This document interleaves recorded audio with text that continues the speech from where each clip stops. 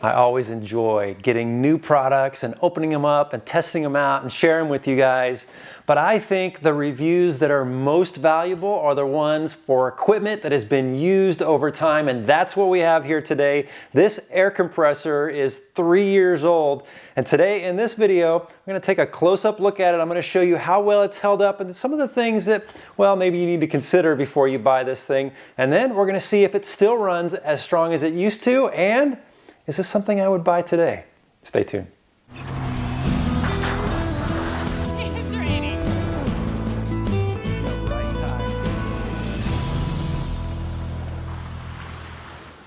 Welcome to TrailRecon, I'm Brad, and I remember many years ago when we first started off-roading, I read somewhere online that said you need to have an air compressor on your vehicle. That way you can air down your tires when you're on the trail and have a way to air up when you head home on the pavement.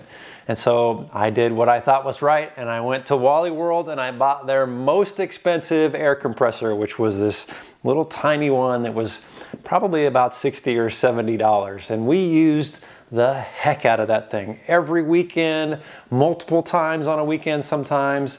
And for about 3 months, it worked okay. And then it just blew up. The shaft inside shattered and it was melting down, and we were just far exceeding what that was meant to do. It's really meant to just do like one tire at a time if you have a flat or whatever. It's not really meant to be a dedicated air compressor for your off-road vehicle.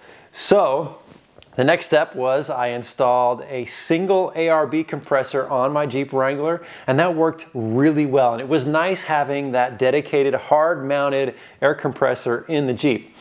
And when I was running 32s, it was fine. But of course, I did what any knucklehead does, and that's started upgrading my tires and making them bigger.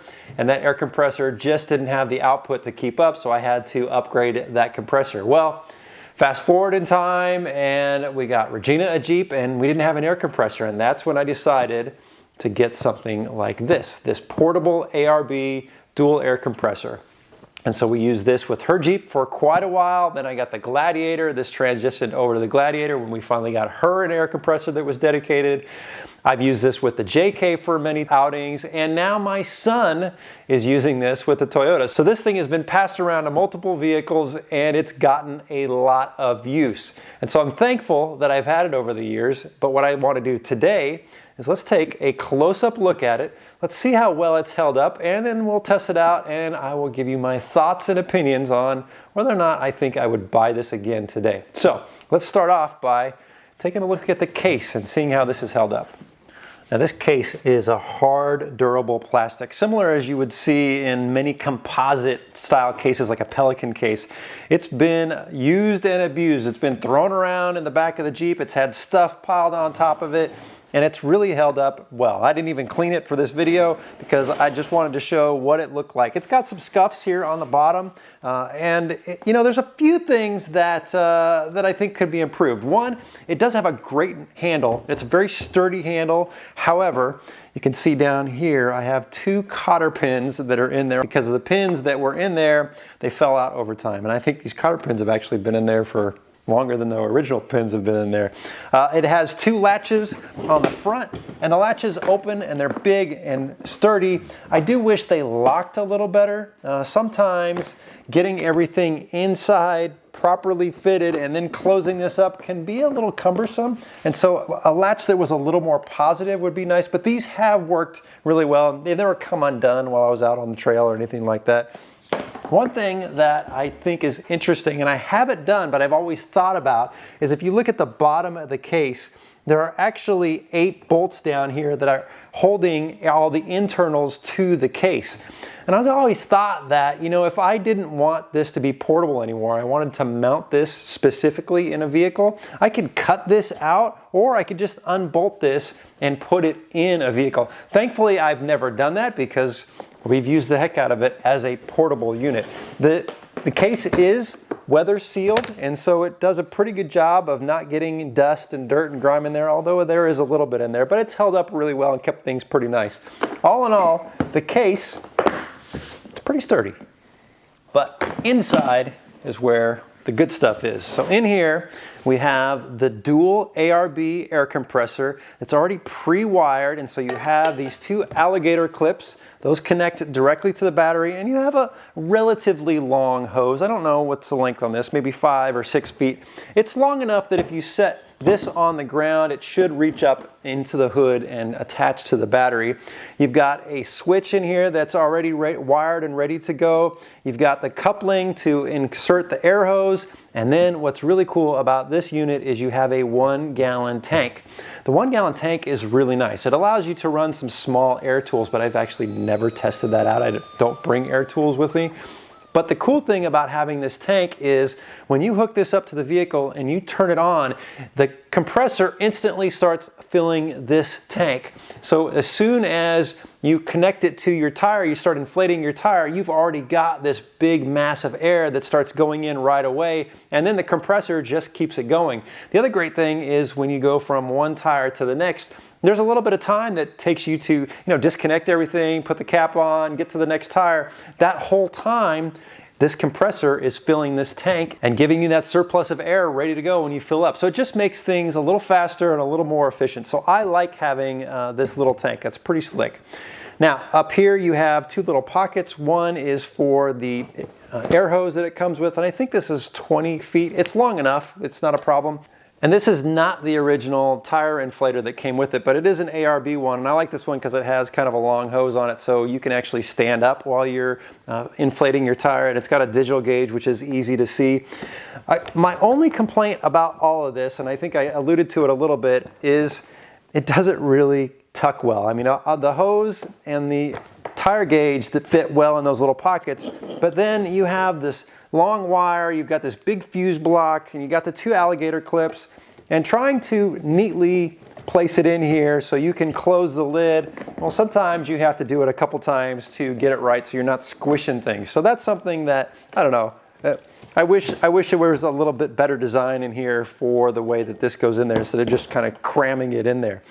This whole unit weighs just about 32 pounds. So it is kind of bulky. It is got a lot of weight to it, so that's something to consider depending on what vehicle you're going to put this in. You're going to be, lugging this thing, in and out of the vehicle to connect it, and you've got to find a place to store this. That's why I do like having a hard, dedicated mounted unit in your vehicle. Like in my Jeep Wrangler 392, it's under the seat. In Regina's Jeep, it's in the back of the firewall in the engine bay, and so those are just out of the way. You don't really think about them. You just hook them up, your air hose, and you're just good to go. This one, you've got to pull in and out, and so it's a little bit more cumbersome, but it has been very convenient to have this one. Now for one of the criticisms that a lot of folks have about this unit, and that's the price. This sells for just under $1,000. Now I think when I bought this 3 years ago, it was around $799, and that was kind of a tough pill to swallow. But when you off-road a lot like I do, and you want something that's reliable, it's dependable, and it's gonna get the job done like this has done, that's something worth investing in. When you go cheap, when you spend, $70 at Wally World, obviously those things don't hold up. It happened to me. This will inflate a 37-inch tire or a 39-inch tire, no problem. And I have inflated my 39s and two other vehicles' 35s all at one time. This compressor gets it done. It gets a little warm, but there's some fans in there that keep it cool, and it will just keep on going. It's got a 100% duty cycle. I've had many ARB compressors over the years, and they've always served me well. All right, why don't we deflate a tire, and let's air it up, and let's see how well this thing still performs today after all this use and abuse. And then I'll let you know my thoughts on would I actually make this investment and buy this again today.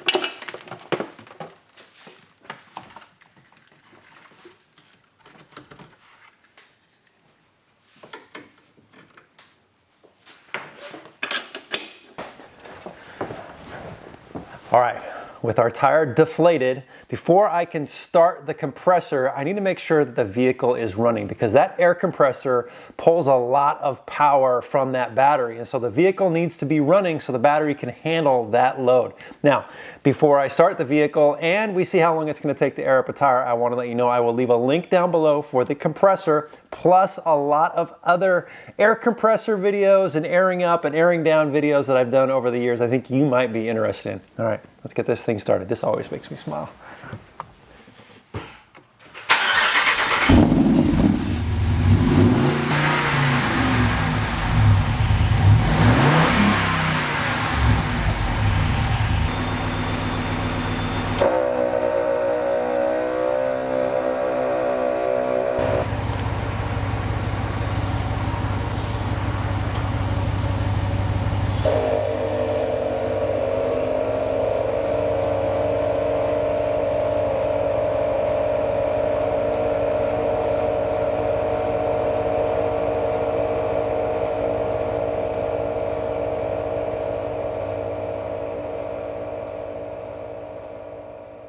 Three years old and still inflates a 37-inch tire under 2 minutes.